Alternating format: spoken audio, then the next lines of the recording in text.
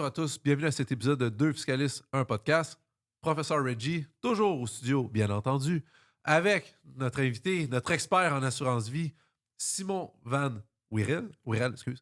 Euh, et, eh bien, Simon, salut. Welcome back. Oui, Welcome back. troisième épisode pour parler d'assurance vie, Yes, sir. mais là, on rentre dans du concret. D'ailleurs, je tiens à souligner, encore une fois, à remercier le cabinet Symbiose Groupe Financier pour la commandite de cet épisode. Donc, encore là, qui offre des services planificateurs financiers, autant dans le sens classique que même en mandat personnalisé pour des gens qui sont des auto-traders, si on veut, des self, Oui. des qui traders même, et plein d'autres, en fait, conseils même fiscalité et tout, tous les services que vous offrez. Mhm. Est-ce que tu peux les rappeler brièvement, s'il te plaît? Ouais, bon, cabinet de services financiers, fait que planification financière, soit que on gère les placements de nos clients, sur des clients qui veulent gérer leurs placements eux-mêmes, on a des plans en horaire aussi indépendamment, fait qu'on peut être rémunéré pour le conseil. Sinon, distribution d'assurance, vie, invalidité, maladie grave. Moi, je suis fiscaliste de formation, mais je dirige la division d'expertise. Fait que tant nos clients qui ont des dossiers plus avancés, corporatifs, avec des compagnies qui ont des besoins complexes d'assurance vie, je travaille sur ces dossiers-là. Puis je travaille avec d'autres conseillers, puis je forme d'autres conseillers financiers aussi dans des dossiers d'assurance vie corporatif. Voilà. Et là, tu as mentionné invalidité, Ouais, maladie grave, qui n'était pas le sujet des ouais, podcasts précédents de celui-ci, mais qui pourrait faire l'objet. Parce que de plus en plus, ça devient. De plus en plus, on en voit ouais, des gens qui nous parlent de l'invalidité, de la maladie ouais. grave, et même personnellement, euh, chaque client qui se met ensemble dans des business, je suis tant l'assurance vie, c'est important. Mais si t'arrives un accident puis tu meurs pas, T'as raison. c'est Ouais, l'invalidité que tu ouais. veux. Puis elle, il n'y a pas beaucoup de monde qui en parle. Personnellement, je crois qu'elle est encore plus importante que l'assurance vie. Parce Il y a que plus de chances que ça arrive dans des moments critiques. Tu as tout à fait raison. Puis même moi, je suis coupable. Je parle quasiment juste d'assurance vie parce que, ben honnêtement, c'est ça que je suis meilleur là-dedans. Puis j'ai plus d'intérêt. Mais en termes d'importance pour bien du monde, l'invalidité surtout, indéniable. Mais ouais, peut-être que je pourrais publier plus là-dessus puis en parler un peu plus. oui, Tu parce sais, que le on monde ne sont décide. pas au courant de ce qui se T'as passe raison. là-dedans. Ouais. Mais aujourd'hui, on va commencer là, avec Yes. le clickbait par excellence. On jase de l'infinite banking. Hey, la neuvième merveille du monde, l'infinite banking, la réponse à tous les mots, Tout. devenir sa propre banque. Mais là, heureusement, on va en parler plus qu'une minute de temps. Ouais. Fait qu'on va vraiment pouvoir creuser, dig into it, regarder les conséquences fiscales, en discuter, les Mhm. avantages, les inconvénients. Je ne suis pas un vendeur d'assurance. Je sais que ta position, c'est bien l'infinite banking, mais tu n'es pas le plus le fervent défenseur et de dire que c'est la meilleure chose au monde. Fait que j'ose espérer qu'on va avoir un avis neutre de ta part. Puis de ce que j'ai vu avec les autres épisodes, tu es assez transparent. Donc, ça va être intéressant. Mhm. Puis on va rentrer justement dans les avantages et les inconvénients, mais on ne s'arrêtera pas à l'infinite banking. Après ça, on va rentrer dans les plans de financement immédiats. Donc, voir un peu comment est-ce qu'on peut faire du transfert multigénérationnel avec l'assurance vie. Encore là, avantages, inconvénients et risques. On ne va pas s'attarder à juste dire que c'est hey, c'est donc bien beau, puis c'est la meilleure chose, puis tout le monde devrait faire ça. Donc, commençons avec l'infinite banking.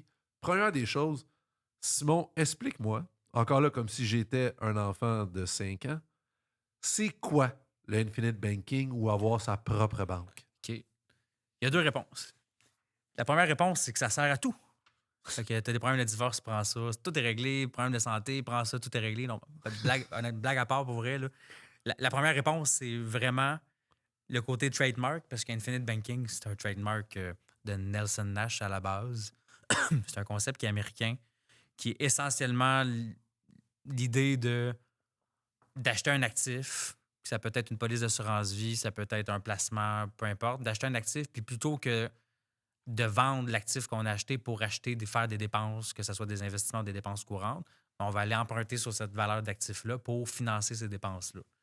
Euh, on s'entend, moi, personnellement, je trouve que c'est comme une manière marketing puis pitch de vendre de l'assurance. Parce que je te dis infinite banking, je trouve que ça veut rien dire parce qu'il n'y a rien d'infini puis il n'y a pas de banque. Là. Tu sais, c'est comme parfait, il y a une banque à un prêteur, là, mais tu ne deviens pas une banque. Puis par passant pour devenir une banque, ça n'arrivera pas. Là. Tu sais, c'est comme une banque à charte, c'est un petit peu difficile de devenir une banque, pour vrai. Ça prend plus qu'une couple de millions, mettons. Fait que non, tu ne deviendras pas ta propre banque. Et non, c'est pas vrai que si tu achètes une police d'assurance vie permanente, ça va régler tous tes problèmes. À la base, il faut revenir que tu as un besoin d'assurance, puis oui, si la réponse c'est oui, on va aller au deuxième step, on va structurer ça comme du monde. Mais c'est que c'est vendu à tout le monde, n'importe comment, pour n'importe quelle raison. Tu sais. J'aime que tu dis, on retourne à la base, est-ce que tu as un besoin d'assurance? Parce Ouais. que l'Infinite Banking, qui nous est présenté par Ouais. les influenceurs de ce monde, Ouais. est basé sur l'assurance, alors Mhm. que l'Infinite Banking pourrait s'appliquer sur d'autres choses. On va Mhm. revenir là-dessus. Mais à la base, si tu veux faire l'Infinite Banking avec une assurance, est-ce que tu as besoin d'une assurance? Tu ne prends pas une assurance juste pour faire du Infinite Banking. Ben, C'est ce que tu je prends comprends. pas, idéalement, tu prends pas une assurance juste pour faire du placement dans une police. Parce qu'à chaque fois que tu payes une prime, tu as un coût d'assurance. Fait que, tu sais, sinon, si tu fais juste faire du placement, skip le coût d'assurance. Il y a des arguments. Quelqu'un qui a un profil conservateur pourrait dire que au pire, j'en remplacer une partie de mes obligations par une police d'assurance, mettons. Mais idéalement, ça te prend un besoin d'assurance. Fait que demain matin, s'il y a un décès, faut que tu veuilles avoir une police d'assurance vie, un capital décès, ou tu en aies vraiment besoin parce que c'est une famille, tu as des partenaires, puis tu veux faire un don philanthropique au décès, puis ces choses-là. Fait que, tu sais, à la base, il faut juste, mettons, on regarde ça simple, là. J'ai-tu un besoin? Première affaire. OK? Deuxième affaire, c'est pas vrai que tu vas utiliser une police d'assurance vie pour personnellement du vivant avoir de l'argent libre d'impôt. C'est comme ça que c'est vendu. Là, tu sais, la première réponse que j'ai donnée tout à l'heure, c'était un trademark, l'Infinite Banking, mais le deuxième volet, c'est que c'est vendu comme prends ça, puis du vivant, tu vas avoir de l'argent libre d'impôt pour ta retraite, puis libre d'impôt pour dépenser pour n'importe quoi. C'est pas vraiment de même que ça fonctionne, surtout pas si la police est détenue par une société. Parce qu'il dit j'ai un bien corporatif et j'utilise directement ou indirectement un bien corporatif personnellement, ça se peut qu'il y ait des enjeux d'avantage. Fait qu'on va revenir à la base parce que là, tu as parlé de la société. Fait qu'on va rentrer, on va redécortiquer Oui. l'Infinite Banking. Donc, euh, on dit, ils font ça avec l'assurance vie. Ils parlent de ça avec l'assurance vie, mais comme on dit, c'est tout simplement d'avoir un bien. Par exemple, j'aurais un immeuble locatif libre de dette. Mhm. Je pourrais faire du Infinite Banking avec, c'est-à-dire emprunter sur mon immeuble, À le la mettre en limite, garantie oui, oui, à la limite. et prendre l'argent de l'emprunt puis l'utiliser pour ma vie. Of course. Fait que là, j'aurais fait du Infinite Banking Ouais. sans assurance vie. Of course. Donc, on l'appellera pas ça. On va juste dire j'ai refinancé mon immeuble. Là. Tu sais, On va appeler ça un refinancement. Ben oui, Appelons les choses telles qu'elles sont. Ben oui, puis l'Infinite Banking avec l'assurance vie, c'est comme refinancer son assurance vie. là. C'est un peu le même principe, mais Ça. tu as une police d'assurance Financer vie. son assurance vie. Ouais, c'est OK. ça. Fait Exact. que là, au niveau personnel, explique-moi comment fonctionne ce Infinite Banking-là si j'ai une assurance vie personnelle. Mhm. Et là, vas-y step by step pour être sûr que tout le monde nous suive. OK. Premièrement, ça prend une police d'assurance vie qui a des valeurs de rachat. Fait que, Fait tu sais, une police d'assurance vie qui est permanente, permanente, exactement. participative. Ou non, mais tu sais, OK. il y a une permanente, universelle, participative. Ben, bref, une permanente, il y a différents types de permanents, comme on a vu dans les autres épisodes, mais une permanente qui a une valeur de rachat. La plupart des Ça, permanentes ont une valeur de rachat. On n'a pas parlé universel. Ça veut dire quoi, universel? C'est une. OK. L'assurance vie universelle, c'est une police d'assurance vie permanente que tu contrôles encore plus la portion qui va en assurance et la portion qui va en placement. Les autres produits d'assurance vie permanente, c'est que c'est comme ce que tu verses à l'assureur, tout est comme interrelié ensemble. C'est un package. Ouais. comme- Puis l'autre, c'est plus, mettons, assurance vie entière avec participation ou assurance vie entière tout court. C'est comme clé en main, c'est comme conduire un char automatique. L'assurance vie universelle, tu as plus de flexibilité sur qu'est-ce qui va en assurance, qu'est-ce qui va en placement. C'est plus un contrat qui est manuel, mettons. Je pense pas qu'on nous allait plus loin. Ouais, c'est Je ça. comprends. C'est ça. Fait qu'on revient à j'ai besoin d'une assurance vie Ouais. permanente Permanente, qui a une valeur de rachat. Ouais. qui a une valeur de rachat dedans. Comment je peux avoir une valeur de rachat si elle n'est pas participative, si j'ai pas une composante placement? Ben, c'est dedans? parce que tu parles des placements qui ne sont pas considérés comme étant des participations d'un assureur. Là. OK. Ça dépend de. En fait, ça dépend c'est quoi l'investissement qu'il y a en arrière. L'investissement qu'il y a en arrière que l'assureur fait, c'est-tu le fonds de participation ou c'est un autre fonds de placement qui est différent? Ça, OK. c'est pas. Tu sais, pour les fins de la Je discussion. pense que ouais, on est c'est- rentré en trop on est technique. trop dans les Fait produits. qu'on revient à la précis, base, là. j'ai Ouais, besoin d'une assurance vie permanente Ouais. qui a une valeur de rachat dessus. Tout à fait. Ouais. Parfait. Fait que j'ai une police d'assurance vie permanente, j'ai une valeur de rachat. Step 1. Parfait. Fait que j'ai mon petit bonhomme ici qui a son assurance vie. Parfait. Avec sa valeur de rachat. Mhm. Parfait. Deuxième étape. Deuxième étape, on va voir une banque ou une caisse, OK.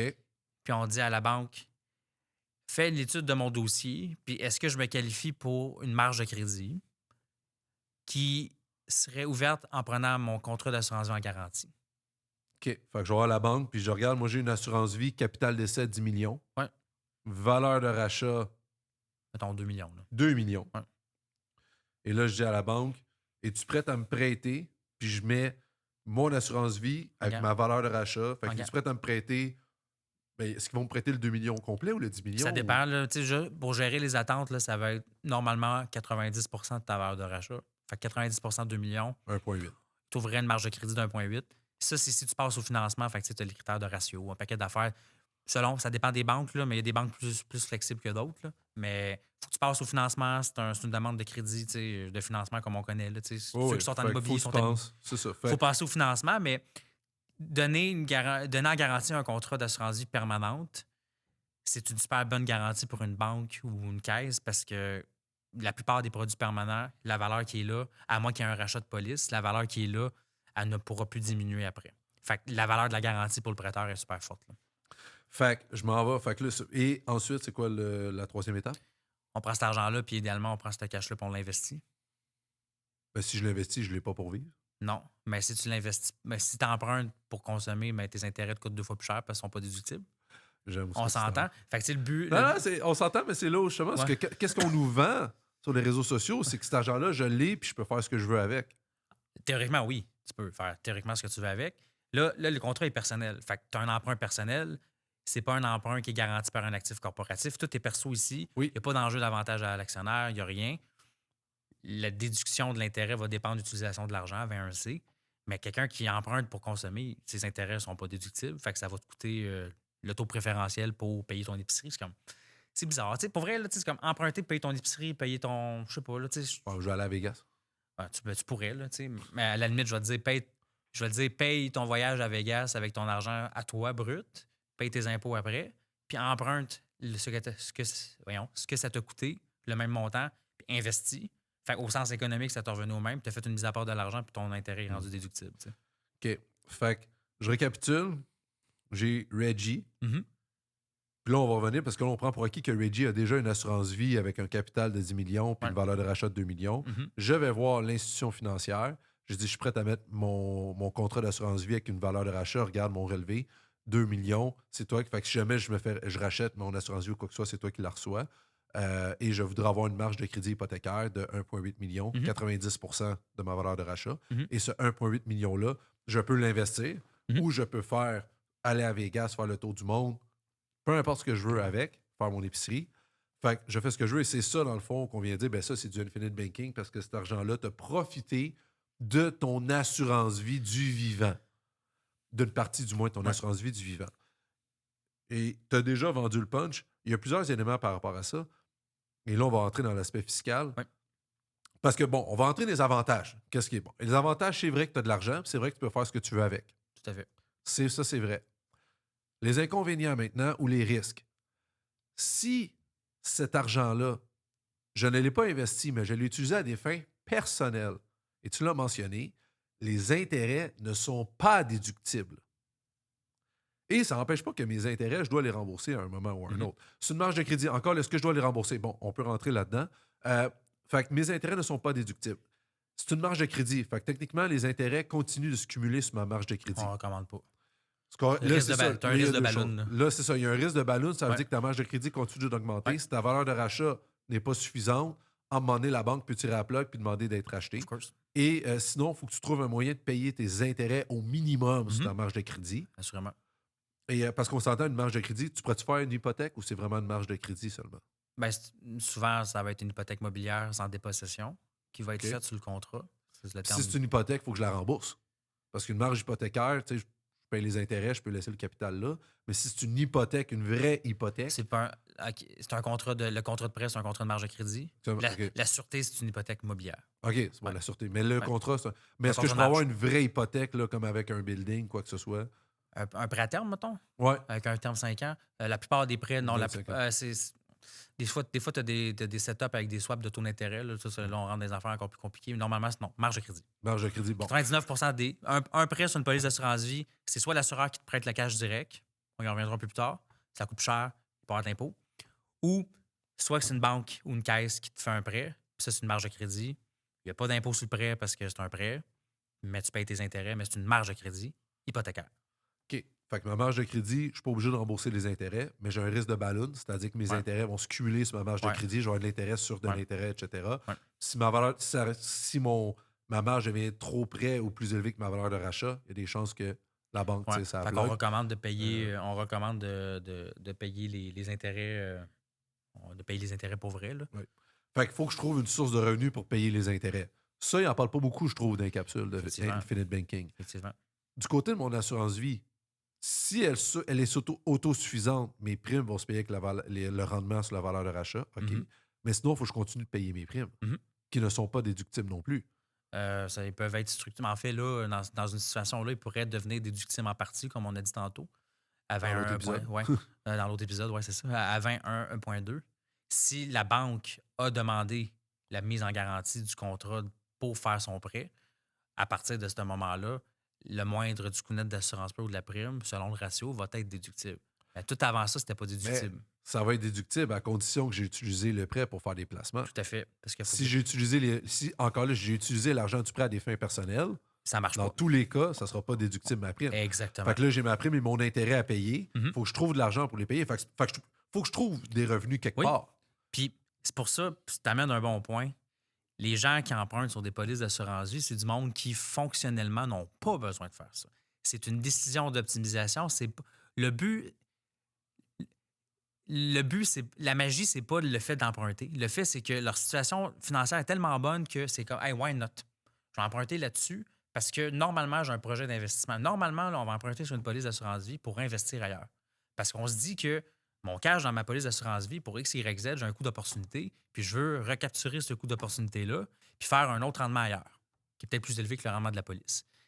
Mais emprunter sur une police pour payer des dépenses perso, pour vrai, c'est comme tu te tires dans le pied. Là. Moi, c'est mon opinion. Là, c'est, au pire, si c'est ton seule source de financement pour ton coût de vie, à la base, pourquoi tu as une police d'assurance vie permanente déjà? Tu es supposé être wealthy et d'avoir du cash flow. Là, c'est rentable au décès, là, ultimement. Tu ne vas pas vivre du vivant sur ta police d'assurance vie normalement. Là. Tu comprends? Là? Puis, fait que là, mes primes ne sont pas nécessairement Ouais. déductibles. Bon, fait que je pense que là, on a clairé un peu le Infinite Banking au niveau personnel. Personnel, ouais. C'est vrai que tu reçois l'argent libre d'impôt. Par contre, tu as des intérêts à payer. Tu as potentiellement une prime à payer. Il faut que tu trouves l'argent pour payer ces primes-là parce que si tes primes avec le capital que tu viens de recevoir, ben, ça va t'amputer un morceau. Puis à un moment donné, ça devient que tu tournes en rond. Fait on dit pas que c'est mauvais. On dit juste que soyez au courant de tout ce qui entoure ça. Maintenant, tu me dis que ça serait possible de faire du Infinite Banking. En fait, pas tu me dis, c'est pas vrai, je pose la question. Est-ce que c'est possible de faire du Infinite Banking avec une société? Normalement, une police permanente, surtout une grosse police, comme tu as parlé tout à l'heure, Ouais, ça va être 10 millions. On vient avec les mêmes prix. Là. Ouais. Ma Reggie est assurée, capital d'essai, 10 millions, valeur de rachat, 2 millions. Ouais.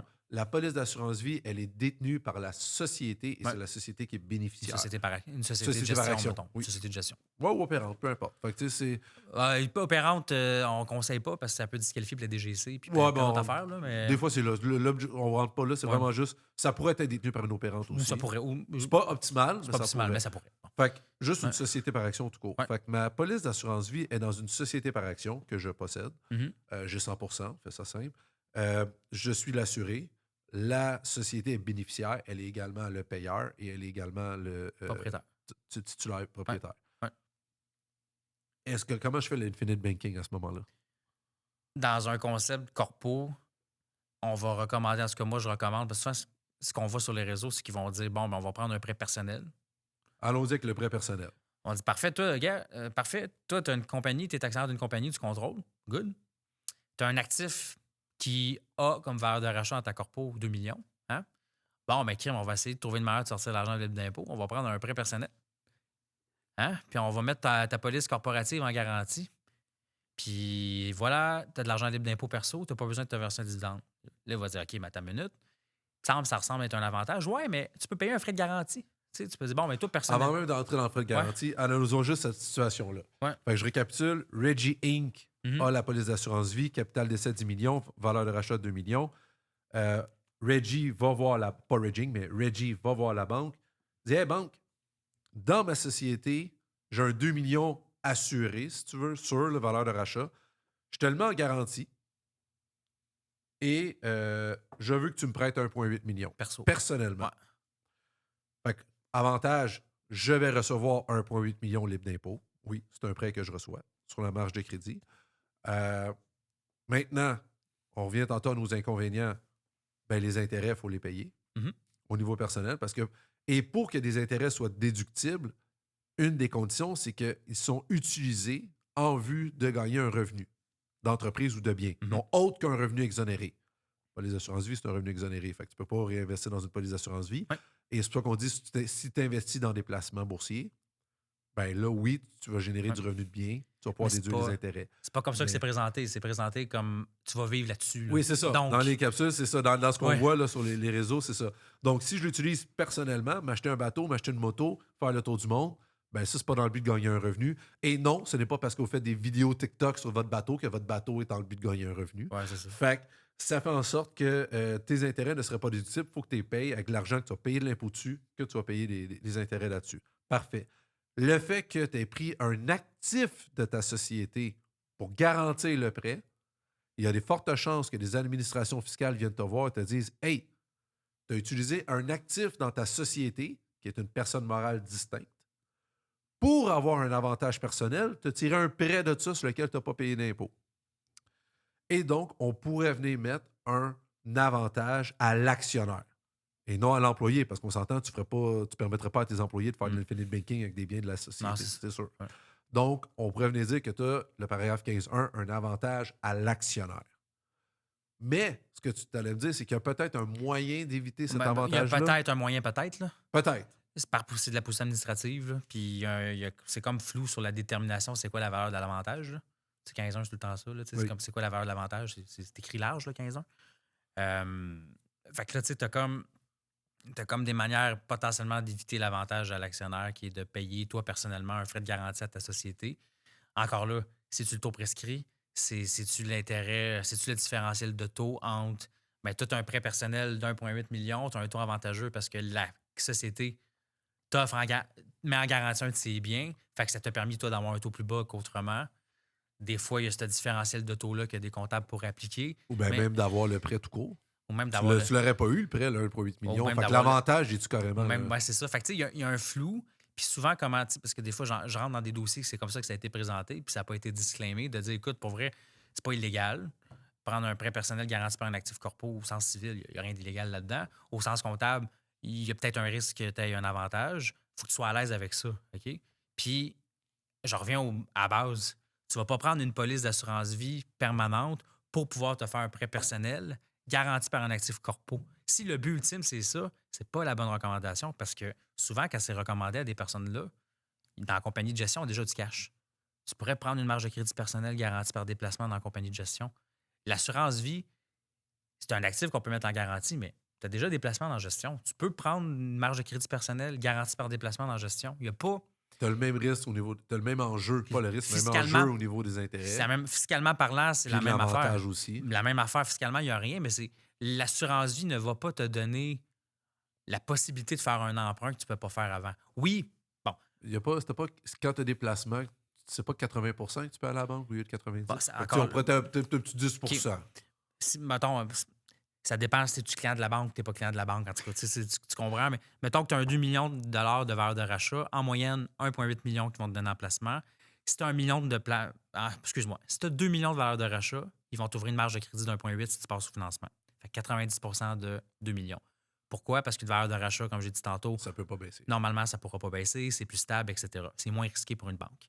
Par contre, si c'est un 2 millions de dollars de placement, mettons, un fonds équilibré, des actions, des obligations mélangées, en moyenne, c'est à peu près 50 Fait que sur le 50%. 2 millions de placements, tu aurais une marge autorisée d'1 million si tu passes au financement, tu as plein d'autres critères. OK?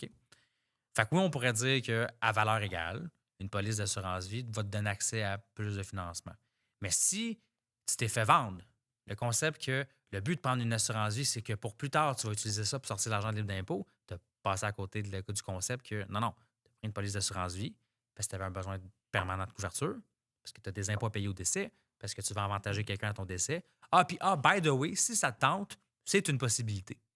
Faut faire attention. Faut pas passer par le chemin sexy de bon, ben, ça va sortir l'argent libre d'impôt parce que le prêt personnel, c'est une stratégie que tu peux faire anyway. C'est juste un bonus. Mais encore là, avec les disclaimers fiscaux de attention, risque d'avantage à l'actionnaire. Tu sais. Qu'on peut éviter potentiellement avec le frais de cautionnement, mais frais de cautionnement qui n'est pas déductible au niveau personnel, encore là, tout dépendant de l'utilisation du prêt, que ça serait une analyse à faire, qui est potentiellement non déductible au niveau personnel et qui est imposable assurément pour la société.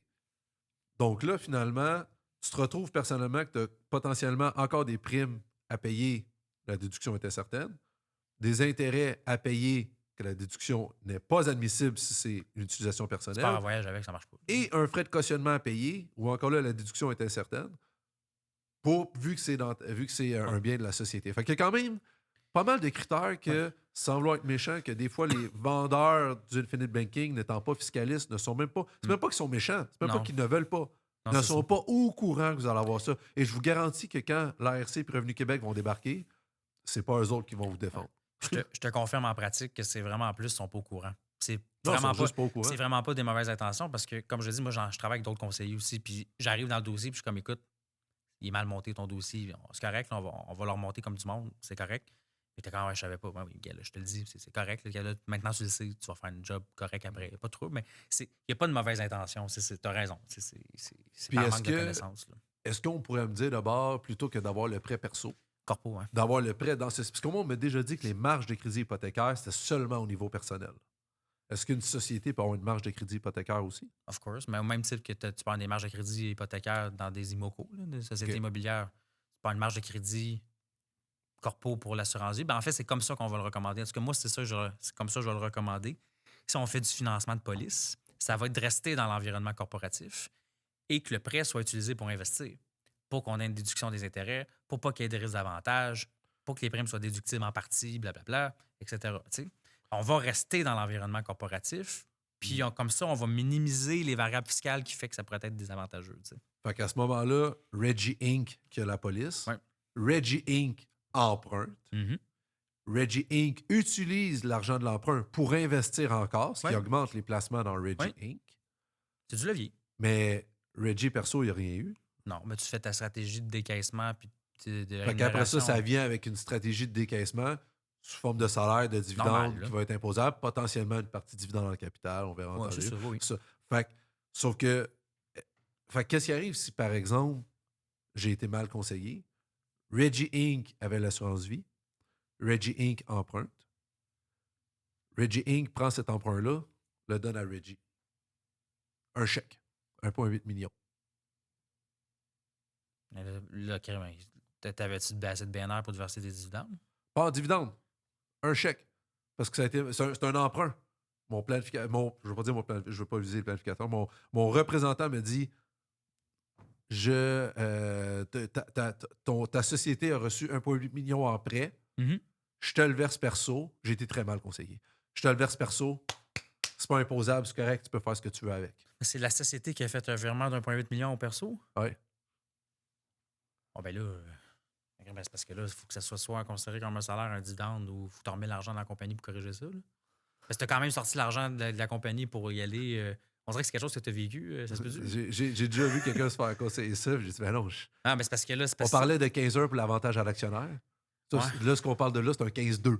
Ce qui est une avance à l'actionnaire par la ben société. tu te fais en avance. Non, mais tu te fais avoir. Tu ne vas pas, tu fais ça. Je suis pas en train Ouais, de conseiller de ben, faire ça. c'est- Non, là, tu te t'as fais ton ramasser. là, Tu as t'as ton deux un états an. financiers, C'est là. ça. Tu as ta règle de 1 an pour rembourser. Puis après ça, tu vas le convertir en dividende. Puis tu vas payer. En fait, mon objectif dans ça, c'est de dire, ben, tu vas payer de l'impôt après. Tu sais, mais que tu le sortes, là, tu peux pas. Si tu sors cet argent-là puis tu te le mets dans tes poches, Ah, ben tu ça, payes c'est de ça, tu l'impôt. faisais. OK, ben c'est. tu payes de l'impôt. Tu ne déclarais pas tout de suite en C'est disant, ça. tu dis, ben, si tu te fais un avance. Non, oui, mais la personne s'était fait conseiller de juste le sortir. Puis moi, j'ai dit, ben non. Ah, mais c'est un 15 oui, c'est ça. C'est un avance, tu peux pas garder ça. Ouais. Oui, mais c'est un emprunt, mais il l'a mis dans la société. Je dis non, ça marche pas. Faut que ça. Quand tu vas ouais. le ressortir dans tes mains, Ouais. ça va être imposable. Mm. Je dis, ben non, l'Infinite Banking, c'est libre d'impôt. Je dis, non. Je dis, c'est parce que là, il a fait l'Infinite Banking avec ta société. C'est rentré dans ta société. C'est libre d'impôt Ouais. pour ta société le prêt, mais il faut qu'elle l'investisse Oh. après. Si elle te le ressort, en pire que ça, là, il faut regarder les états financiers de la société. Mais si la société emprunte puis te le verse sous forme de dividende, non seulement c'est imposable pour Reggie, mais en plus, il y a des risques que ça soit même pas déductible. Ouais. Sauf si ça a été utilisé pour remplacer des BNR. Mais C'est ça. C'est ça que ouais. je dis, il faut regarder les états financiers. Ouais. Si tu n'avais pas assez bien quoi que ça sera même pas Ce qui est déductible. possible avec des gros pour montants de même. C'est ça. Ouais. Fait que c'est possible que ça soit même pas déductible les intérêts de ta société. Mhm. Et là, et tes primes ne seront pas plus déductibles Ouais. parce que tu en es servi. Fait que Mais tu sais, c'est la pire scénario. Fait que l'Infinite Banking, de ce que Ouais. je retiens, c'est que tu as 3 scénarios. Tu as le scénario 100% perso. Donc, j'ai mon assurance vie perso, j'emprunte perso, j'utilise perso. idéalement, elle aurait été corpo au départ. Mais mettons qu'elle est là. Ça, c'est un des Ouais. scénarios. Ouais. Je veux dire, il y a 3 scénarios. Ouais. Fait que ça, c'est le scénario perso. Tu as le scénario corpo. Fait que c'est la société qui avait l'assurance vie qui emprunte, qui devrait normalement le réinvestir après. Et tu as comme le scénario hybride où c'est la société qui a Le contrat. l'assurance vie, mais le particulier va emprunter à la banque. Mais dans tous les scénarios, tu as un risque de déductibilité des intérêts, tu as un risque de déduction des primes, et dès que la corpo est impliquée, tu as également un risque. Et si tu vas avec le scénario hybride, tu as encore le risque d'avantage à l'actionnaire. Ouais. Ma solution pour vrai, là, c'est ce qu'il faut que les gens se rappellent, c'est de rester au même niveau. Si tu as une police corpo, garde le prêt corpo. Si tu as une police perso, garde le prêt perso. Puis pour t'assurer que les intérêts soient déductibles, il faut que tu empruntes pour investir. Il faut que tu empruntes pour faire une dépense qui est une dépense par ailleurs déductible parce que c'est tout un business, ces choses-là. Mais ça se contrôle. Fait que, à quel niveau ton contrat y est, à quel niveau ton prêt y est, tu peux choisir. Puis si c'est déductible, les intérêts, ben c'est l'utilisation de l'argent. Fait que si tu n'empruntes pas pour payer des dépenses de vie tous les jours, mais si tu empruntes pour investir, tu vas l'avoir, ta déductibilité. Tu sais. Là encore, là, tu as des pertes reportables, blablabla, ça, c'est une autre affaire. Mais ça va être déductible. Éventuellement, tu vas pouvoir monétiser cette valeur-là. Tu sais. Puis ça, on combine cette logique-là avec as-tu un besoin à la base. Puis là, je pense qu'on arrive au plan de financement immédiat, justement. Là. Ben, juste avant, le dernier élément qu'on n'a pas parlé pour l'Infinite Banking, c'est l'aspect financier. Parce que là, dans nos scénarios, c'était beau. Reggie avait un capital d'essai de 10 millions puis une valeur de rachat de 2 millions. Puis ça revient à ce que tu disais, à la base, as-tu un besoin d'assurance? C'est parce qu'avant aussi d'avoir une assurance vie, que j'ai une valeur de rachat de 2 millions, puis un capital, tu sais, je ne l'ai pas mis hier. Là. Et ça, c'est quelque chose, puis on avait parlé tantôt dans l'épisode 2 sur le délai pour avoir des polices d'assurance vie exonérées. Chose que j'ai vue, c'était des représentants qui essayaient de vendre à un entrepreneur de prendre une assurance vie puis de payer un super gros montant la première année pour être capable d'investir, pour être capable d'emprunter dès la deuxième année. Puis c'était pour une assurance vie de 15 millions, puis c'était des montants faramineux de plusieurs dizaines de milliers de dollars par mois, dans le but d'avoir une valeur de rachat de 2 à 5 millions dans les 2-3 premières années. Écoute, puis je n'étais pas au courant au niveau de la nuance pour les polices exonérées, mais je réalise qu'aujourd'hui, l'entrepreneur n'a pas été de l'avant finalement, parce que ça coûtait trop cher. Mais je réalise qu'il y avait peut-être même un risque que les polices ne soient même pas exonérées. Non, sûrement pas. Sûrement pas dans ce que tu dis. Non, c'était probablement un contrat payable 10 ans ou payable à vie avec un congé de prime. C'est juste que les primes étaient élevées. OK. Parce que, bref, c'était peut-être. Mais ce que je veux dire, c'est que c'est juste avoir une assurance vie qui a une valeur de rachat élevée, ça se fait pas en criant ciseaux. C'est des gros. OK. C'est soit. Ouais. Si vous nous écoutez en ce moment et vous payez, mettons, 10, 15, 20 000 par année de prime, ça va vous prendre à peu près 10-15 ans avant qu'une banque accepte de vous faire un prêt sur cette police-là, parce qu'il faut que ça soit rentable pour une banque de faire un prêt.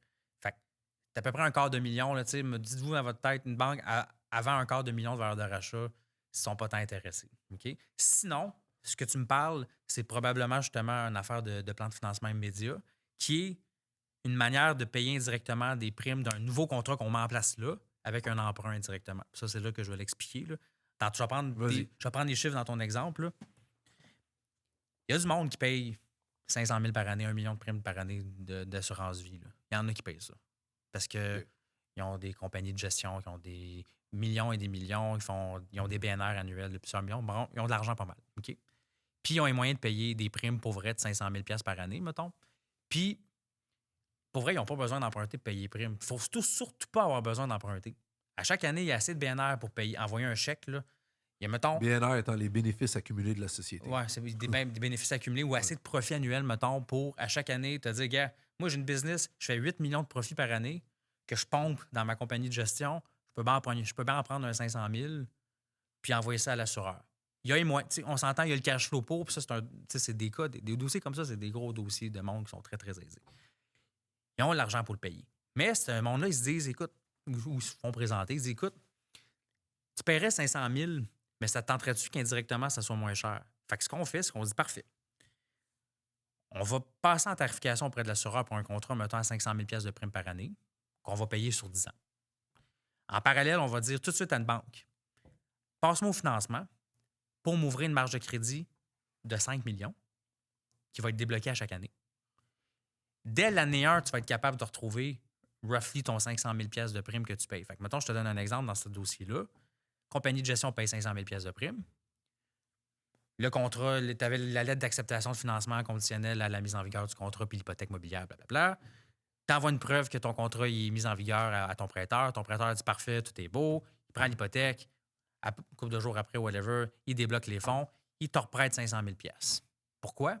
Parce qu'ils ont déjà mis en garantie le contrat. Puis l'année 1, tu as mis 500 000, puis il y a peut-être 450 000 $ tout de suite de valeur de rachat dans ton contrat. Mais tu es comme, ouais, mais moi, j'ai mis 500 000, j'ai 450 000 $, je suis short de 50 000. La banque, soit que ton client il est super bien banké, ils vont te prêter 500 000 tout de suite, ou au pire, tu vas mettre d'autres placements garantis à côté pendant une couple d'années, puis tu vas être capable de retrouver ton 500 000. Fait que, tu sais, l'année 1, ce qui arrive, c'est que tu as payé ta prime, la banque te reprête 500 000, tu prends ton 500 000, tu remets ça dans le déplacement. Fait que l'année 1, ton contrat t'a coûté, oui, juridiquement 500 000 à l'assureur, au sens économique, ça t'a coûté des intérêts sur 500 000 $ qui sont déductibles parce que tu as emprunté pour investir. Ça, c'est un plan de financement immédiat. Ça te permet de convertir des primes en intérêts déductibles.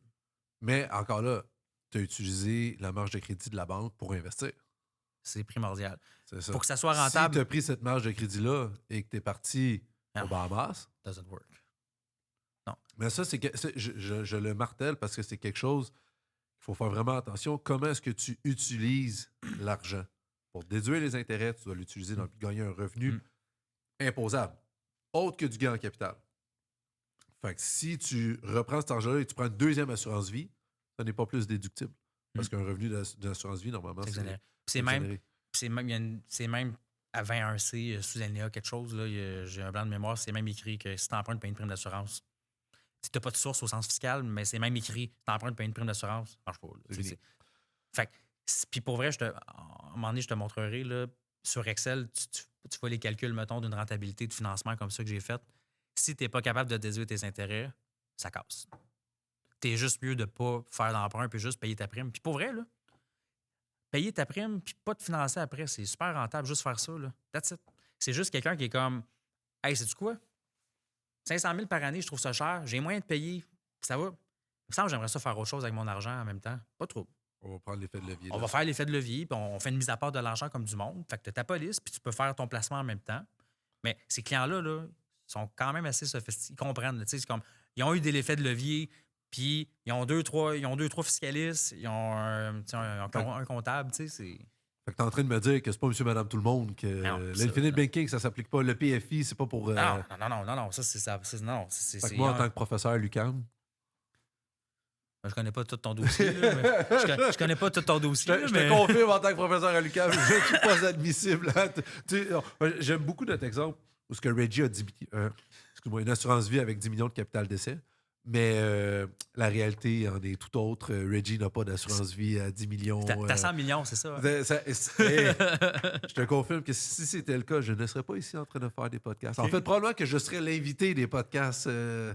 Comment tu as réussi à avoir autant de succès? Ouais, c'est ça, en tant que professeur à l'UQAM, ça fonctionnerait pas. Non, mais honnêtement, c'est très niche. Puis tu sais, on en parle depuis tantôt. Ce qu'il faut que les gens retiennent, parce que ça a peut-être l'air compliqué, là, mais ce qu'il faut que les gens retiennent, c'est que oui, c'est compliqué. Pour vrai. Puis qu'il y a plein de variables, puis que dans un dossier avec du financement sur une police d'assurance vie, il y a toujours plein d'intervenants. Si tu es un client, puis le seul intervenant que tu as vu dans ce dossier-là, c'est ton conseiller, c'est pas normal. Tu es supposé avoir des juristes, des comptables, des fiscalistes qui se penchent sur le dossier, surtout avec des montants importants impliqués comme ça, parce que il n'y a pas juste, on s'entend, là, ici, le produit d'assurance, c'est une variable parmi genre 15. Là. Et aussi, l'autre chose, faut que tes affaires continuent de bien aller. Of course. Parce que demain matin, il y a une crise économique, il y a un tarif qui vient de s'ajouter. Ça, c'est un risque. Si tu commences à. Ta business ne vaut plus rien ou que le cash ne rentre plus, là, ta structure que tu viens de mettre en place est fatigante. Stress test, as-tu d'avance déjà les primes dans ta compagnie de gestion? Est-ce que tu es obligé de te fier à tes dividendes interco annuels? Si tu as déjà, mettons que tu as 25 millions dans ta compagnie de gestion, puis tu sais que sur 10 ans, il faut que tu mettes 5 millions dans une police d'assurance vie, au pire, tes profits annuels chutent, tu as l'argent quand même pour la payer. Ça se contrôle. Tu comprends ce que je veux dire? Je comprends. Puis tu dis, mettons, tu as 25 millions. On va se le dire, au Québec, il n'y a même pas 100 000 personnes qui ont 25 millions. Là. Non, mais je comprends. Mais ce que je veux dire, c'est que c'est une poignée de personnes qui Fait que sur les réseaux, faites attention. Là, prenez telle formation, on va vous montrer comment. C'est pas monsieur, madame, tout le Non. monde qui a une job 9 à 5 qui fait OP 100 000, 200, même 200 000 par année. On n'est pas là. Mais tu sais, 200 000 par année, t'es 4 employés très, très haut payés à 200 000. Il n'y a pas de structure corpo. Sinon, ça serait une EPSP. Là. Non, ça marche pas. Là. Non. Mais je dis 25 millions en gestion, ça peut être 10. Mais tu sais, c'est du monde qui ont beaucoup, beaucoup d'argent. Même à 5-10, ce que je dis, c'est que c'est pas. Mon but est simplement de marteler que c'est niché. C'est très niché. C'est pas tout le monde qui peut se permettre ça. Mm-hmm.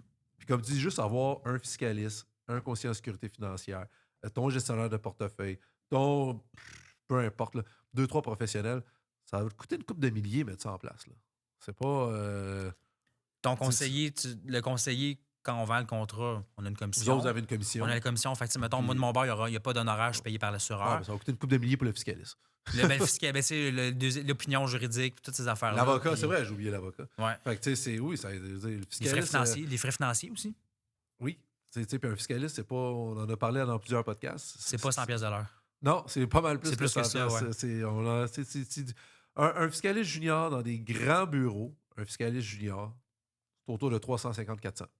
En partant. En partant, oui. Et ça monte. Et là, quand tu parles d'un associé, je peux dire qu'il y a des associés à Toronto, ou même à Montréal, que c'est du 1000$ de l'heure. Mm-hmm. Fait que surtout si tu es en fiscalité internationale ou une spécialisation comme les taxes à la consommation, etc., les fiscalistes coûtent plus cher. C'est pas. Bon, ici, un fiscaliste en taxes, tu n'en auras pas besoin, là, mais tout ça pour dire que c'est ça. Les associés de grands cabinets. Maintenant, si vous allez voir des plus petits cabinets, oui, vous allez pouvoir avoir des fiscalistes qui vont être à des taux, et là, je relativise, plus abordables, qui vont peut-être être à du 400-600$ de l'heure. Mais tu as un fiscaliste à 100, 200, 300$, même tout seul à son compte. Ouais, non, c'est ça. Peut-être si t'en as un brand new qui vient de se starter et qui veut des clients, mais après 2-3 ans, il ne sera plus là. C'est multi-expertise, des dossiers, des dossiers d'assurance vie permanente avec du financement qui se greffe à ça. C'est des dossiers qui ont plusieurs expertises à l'intérieur.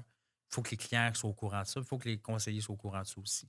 Ben oui, il faut que ton comptable sache qu'est-ce que tu viens de faire, qu'il comprenne aussi, parce que dans les déclarations de revenus. Je vous dis, souvent en pratique, vu que toi-même, tu es comptable fiscaliste, l'assurance, c'est pas quelque chose que tu en apprends beaucoup oui, en ce moment, au travers des podcasts qu'on fait ensemble. Puis tu avais déjà une bonne base, honnêtement, là, plus que la plupart des gens de par ta formation et tout.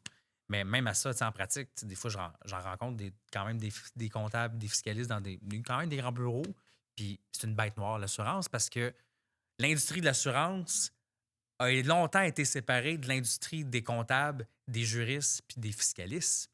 Puis là, de plus en plus, avec la professionnalisation des services financiers, les planificateurs financiers, les planifs comme moi qui ont leur maîtrise aussi en fiscalité, là, ce monde-là, on se parle de plus en plus. Puis là, parce que ça, je suis bien content. Je trouve que de plus en plus, il y a une collaboration entre l'assurance puis les autres professionnels qui ne sont pas sous le terrain en train de distribuer des produits d'assurance. Je pense que tout ça a commencé quand l'ARC, quand Finance, l'ARC avait mis fin aux polices d'assurance vie 18. Les RAL, là, ouais, c'est ça. Que tout le monde a fait comment? Police d'assurance vie 18. Moi, c'est là, à partir de là, que j'ai eu mon premier contact avec les assurances vie. Ça fait comme, OK, les assurances vie font partie de la fiscalité. Ça n'avait pas de sens que ça fonctionnait. C'est normal qu'ils ont mis fin à ça. Je pense, j'ai un blanc de mémoire, je ne me rappelle pas c'est qui, mais je pense qu'il y a même un assureur qui avait dit on va essayer quelque chose, on va faire un 5-4. Ouais, mais non, c'est que tu n'as pas compris le principe que c'était comme le spread garanti qui n'était pas correct. Là. Mais en tout cas, oui. Ouais, ben le 18. Oui. Rapidement, en 2 secondes, le 18, puis là, tu me corriges, mais la mémoire, c'était que tu avais un rendement de 8% libre d'impôt et tu déduisais 10% de frais. Puis c'était magnifique là, comment pour faire. Vrai, je suis trop jeune pour avoir vu en pratique vraiment ces dossiers-là. Moi, je suis rentré dans le domaine après ces affaires-là. Mais il me semble que c'est une affaire de même. Mais moi, je suis jamais tombé dans des dossiers. Mais c'est parce qu'il n'y en a plus de police de même. Là. Je suis jamais tombé dans des vieilles affaires qui avaient eu ça dans le temps ou whatever. Fait que, en ce moment, tout ça pour dire que en ce moment, tu peux pas utiliser une police d'assurance vie dans une compagnie pour sortir l'argent de libre d'impôt et penser que c'est fini, merci, bonsoir. Puis quand tu as du financement dans une police, ben, call ton fiscaliste, call ton conseiller, call ton avocat, ton notaire. Faut que tout ce monde-là se parle pour s'assurer que ça marche. Puis, ben, pour vrai, il faut que tu sois déjà pas mal riche là, pour mettre ça en place. Fait que moi, ce que je dis souvent en joke, pas joke, c'est soit une super bonne idée. Genre, si c'est une bonne idée, c'est rentable en maudit. Si toutes les as sont alignés, puis il y a beaucoup d'as pour qu'ils soient alignés, c'est vraiment rentable. Mais si ça ne s'aligne pas, aïe aïe, ça fait mal. Fait que c'est soit une très bonne idée ou une pas bonne idée pantoute. On a parlé des PFI rapidement. Tu as Oui. expliqué c'était quoi avec l'effet Oui. de levier. On a parlé du Infinite Banking. On va aller dans quelque chose d'un peu plus soft. OK. On C'était reste pas, à peu près c'était pas 5-10 ça, minutes. ça? Écoute, Non. c'est quelque chose. On va demander. Julien, c'était soft? Parce que ça, je vois, Allez, il dit, c'est bon. je Il vois dit, c'est les oreilles. Je vois le sang qui dégoule des oreilles en dessous du casque. Là. ça. Euh, des choses un peu plus. Ben, que j'espère, un peu plus soft. Est-ce que c'est possible de transférer une assurance vie d'un parent à un enfant libre d'impôt? C'est possible. Et, vas-y. Oui, c'est possible. 148.8 de la loi, paragraphe 148.8. Les conditions sont là. En gros, les critères, c'est qu'il faut que le parent soit propriétaire du contrat. Il faut que l'enfant soit assuré. Oui, parce que là, on s'entend le libre d'impôt. Je viens de penser que ma question pouvait ne pas faire de sens, puisque Ouais. une prestation d'assurance vie, C'est un capital, c'est ouais. libre d'impôt. Mais là, mettons son recul. Toi, tu parles vraiment de. Tu as un parent. Le parent est propriétaire, donc titulaire d'une police d'assurance vie permanente, qui, au décès de l'enfant, dans ce cas-là, C'est l'enfant qui est assuré. c'est l'enfant qui est assuré. Le parent, il est propriétaire, payeur, bénéficiaire. L'enfant est assuré. Donc, si l'enfant décède, le capital décès, si le parent est bénéficiaire aussi, s'en va aux parents. Mais on s'entend, là. Mettons que tu as 30 ans, ton enfant a 3 ans, les chances que tu décèdes avant ton enfant sont quand même grandes. Fait que Pas pire. une stratégie pour faire un genre de roulement à une personne de ta famille sans impôt, un peu comme le roulement au conjoint vers du 70-6, ça serait de mettre en place une police permanente qui a une valeur de rachat à l'intérieur, donc du placement. Tu capitalises dans ton contrat. Du vivant, au moment de ton propre décès comme parent, tu peux dire, à même le contrat, quand je décède, je veux que mon contrat soit versé, pas que soit versé, pardon, je veux que mon contrat, la propriété, soit transférée à mon enfant. C'est directement dans le contrat. Fait que toi, au début, comme parent, tu es propriétaire et ton enfant est déjà d'avance mis comme propriétaire remplaçant du contrat. Puis le bénéficiaire, ça va être qui? Parce que si c'était moi le bénéficiaire puis je décède, je ne peux pas mettre mon enfant bénéficiaire de sa propre police dans laquelle il est assuré. Ben, au moment du transfert, il va y avoir un changement de bénéficiaire. Puis le bénéficiaire nouveau, ça va être, mettons, les enfants de cet enfant-là. C'est son nez aussi. C'est son nez, exactement. Tout à fait. Fait que ça permet vraiment, là, allez lire le 148.8 de la loi de l'impôt sur le revenu. Ben, ça permet vraiment de transférer une valeur du vivant à un enfant sans impôt. Mais encore une fois, cet enfant-là, s'il veut accéder du vivant à cette valeur-là sans impôt, il va falloir qu'il emprunte là-dessus. Je comprends. Tu sais, on s'entend, là, mais c'est sans impôt. Mais sinon, tu peux transférer ça à ton petit enfant s'il est né à ton décès, fait comme ça tu le connais. Tu peux transférer ça à ton petit enfant, fait que ça lui permet, tu lui permets de transférer une police d'assurance vie qui normalement va avoir une prime très faible sur l'assurance vie de son parent à ce niveau-là, parce que le petit enfant, fait que l'enfant est devenu parent. Puis puis là, ben, ton enfant peut continuer à payer les primes, puis tout l'argent va aller au petit enfant, puis ça devient un coût très faible pour ton enfant d'avoir une assurance vie sur sa vie. Oui, ben c'est souvent ce qu'on va voir. Souvent, c'est quand même très niché comme dossier aussi, là, mais ceux qui veulent mettre en place une stratégie, on appelle ça en cascade, là, essentiellement. Ouais. Là, c'est, encore une fois, propriétaire parent, payeur parent, bénéficiaire parent. L'assuré, c'est l'enfant, donc génération 2. L'enfant, il reste vivant. Au moment du décès au moment du décès du parent 1, le contrat roule à l'enfant. OK? L'enfant est assuré. Au moment de son décès à lui, c'est la prestation de décès qui va être versée à ses propres enfants. Ouais. Il n'y aura pas un deuxième roulement. Parce que. Non, c'est ça, je l'ai peut-être mal exprimé. Lui, c'est ça que il je va veux être dire. décédé. Ouais. Fait que, tu sais, ce que ça l'a permis de faire, c'est de transférer de l'argent de génération 1 à génération 2 sans impôt. Après ça, génération 2 à génération 3 sans impôt. Le premier transfert. Comment tu as transféré de l'argent de génération 1 à génération 2? Parce que tu as transféré le contrat, mais il n'y a pas de cash qui a été transféré. Ben, en fait, dans le contrat, il y a une valeur de rachat. Ah! Cette valeur de rachat-là, le contrat au complet est transféré sans impôt, incluant évidemment la valeur de rachat. Mais quand il sort la valeur de rachat, il s'impose dessus. Of course, mais le but, c'est pas de le sortir. Ouais, c'est ça.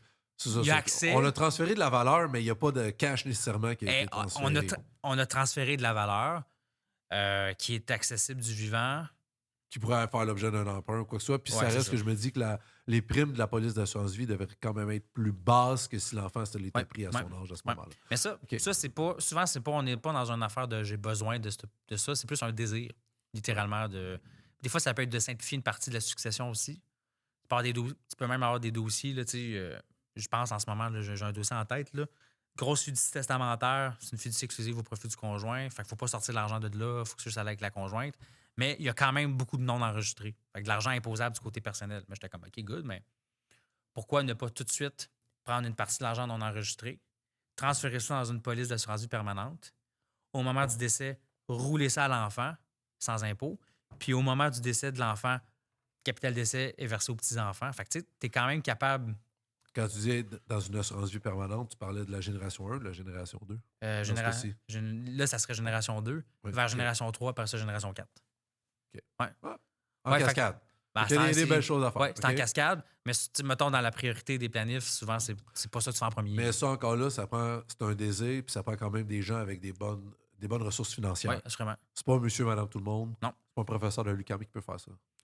Non, mais mettons que tu recevrais un héritage puis tu voudrais le faire, puis là, ça se calcule, là, tu peux dire. Ah, je te confirme, il n'y a personne qui peut te donner un héritage qui va justifier ça. Mais Ouais. j'apprécie Ouais. ton option. Et dernière chose, en donne 2 minutes. Est-ce que je peux transférer... Mettons, mon assurance vie est... Juste ça, si ça se fait. Est-ce que je peux transférer une assurance vie, exemple, de moi à ma société ou de ma société à moi? Mhm. Ça se fait-tu? Est-ce que je peux faire des roulements de ça? C'est-à-dire un roulement, c'est-à-dire un transfert Sans impôt. sans impôt. Sans impôt. Ou avec un report d'impôt. Parce qu'un roulement, il faut toujours penser que d'habitude, c'est un report d'impôt. Oui, non, c'est ça. Ouais. La réponse, c'est que de perso vers corpo, ça peut arriver qu'il n'y ait pas d'impact fiscal. Ça va dépendre des attributs fiscaux du contrat. OK? Ça, c'est au paragraphe 148.7 de la loi de l'impôt. Attribut que je cherchais tantôt. Excuse-moi. Ça va dépendre, c'est quoi la valeur de rachat du contrat à ce moment-là, c'est quoi le CBR du contrat à ce moment-là, puis c'est quoi le montant que la société paye à l'actionnaire personnellement en contrepartie du transfert. OK? Puis selon, c'est comme en 2 minutes, Oui. ça va dépendre des qualifications et des attributs fiscaux. Il y a des fois que ça arrive que la société peut verser un montant à l'actionnaire personnellement en échange du contrat, puis qu'il n'y ait pas d'impact fiscal. Ça peut arriver. Ça peut arriver que des fois, il y a un impact fiscal. Encore une fois, ça va dépendre des variables. C'est possible, mais c'est plus complexe que juste faire Ouais. un transfert. Exactement. Puis dans un transfert de propriété comme ça prend une évaluation actuarielle pour s'assurer qu'il n'y ait pas d'avantage imposable aussi et tout. Fait que perso, corpo, des fois, il n'y a pas d'impôt, des fois, il y en a. Corpo, perso, souvent, c'est dans des cadres d'une liquidation. Ben là, oui, il y a de l'impact fiscal. Tu as un gain sur police dans la compagnie. OK? Fait que au moment de la disposition, au moment, tu as un gain sur police, puis tu as un dividende de liquidation qui correspond à la JVM du contrat. Fait que tu as de l'impôt perso aussi. Fait que quand tu sors un contrat corpo perso, genre, c'est. Il y a de l'impôt, là. Il y a de l'impôt à payer. Ça pourra faire l'objet d'un autre podcast, mais où mettre son assurance vie dans sa structure? Ouais. À la bonne place tout de suite, idéalement. Ça, c'est. Ouais. Ouais. Mais déjà là, ça, c'est une analyse qui est à faire dès le départ. On pourrait faire 45 minutes juste là-dessus. Là. Définitivement. Ouais. On le fera peut-être. Si jamais ça te tente de revenir à sûrement. Montréal. Si Cool. ça te tente, tu revenir dans le sud. Puis, merci beaucoup, Simon. Merci Plaisir. pour tout. Les 3 épisodes étaient super intéressants. Merci à toi. De mon côté, j'ai véritablement beaucoup appris là-dessus. J'espère pour vous que ça n'a pas été trop rude et que vous aussi, vous avez pu en apprendre un peu plus sur l'assurance vie et surtout apprendre à poser un peu des bonnes questions et les bonnes questions lorsqu'on essaie de vous vendre une assurance vie. Et puis, eh bien, Simon, merci beaucoup. Merci beaucoup aussi à Symbiose du groupe financier de t'avoir libéré aujourd'hui pour venir nous parler. Plaisir. J'ai véritablement beaucoup appris dans tout ce que tu nous as dit. Et puis, eh bien, sur ce, eh bien, j'espère que vous aussi, à la maison, dans l'auto, peu importe où vous êtes, vous avez appris sur les assurances vie et la fiscalité. Et bien, sur ce, eh bien, est-ce que tu nous ferais l'honneur de nous faire encore une fois la petite musique de fin? Of course. Le plancher est à toi.